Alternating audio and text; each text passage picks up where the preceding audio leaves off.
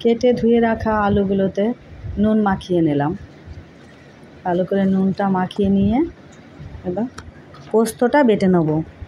পোস্তটা ভালো করে বেটে নিয়ে তার মধ্যে লঙ্কা দিয়ে দিয়েছি, 2-3টে লঙ্কা দিয়ে বেটে নিয়েছি।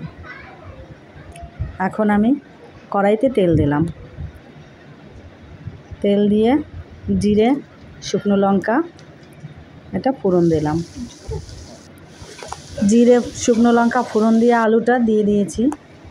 ঢাকনাটা দিয়ে ঢেকে দিলাম। ঢাকনাটা খুলে নিয়েছি।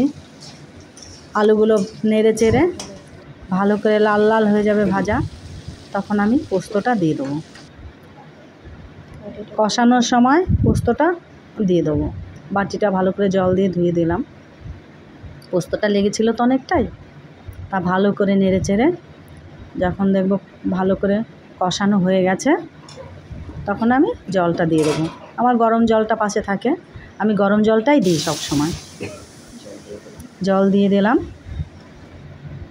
এবার নুন দেবো, পরিমাণ মতো নুন আর স্বাদ মতো একটু চিনি। সেটা সবাই তো মিষ্টি পছন্দ করে না, পছন্দ না করলে দেবে না। আর পোস্ততে হলুদ দেয় না, আমি সাদাই করেছি। তবে একটু কালার হয়েছে, ওটা সর্ষের তেলের জন্য। সাদা তেলে করলে এই লালটা হতো না। হ্যাঁ, একটু ফুটুক, নামিয়ে নেব। আমার পোস্ত হয়ে গেছে, রেডি। নামিয়ে নিলাম। চলে এসো সবাই, এর সঙ্গে যদি পাতিলেবু দিয়ে খাও খুব ভালো লাগবে।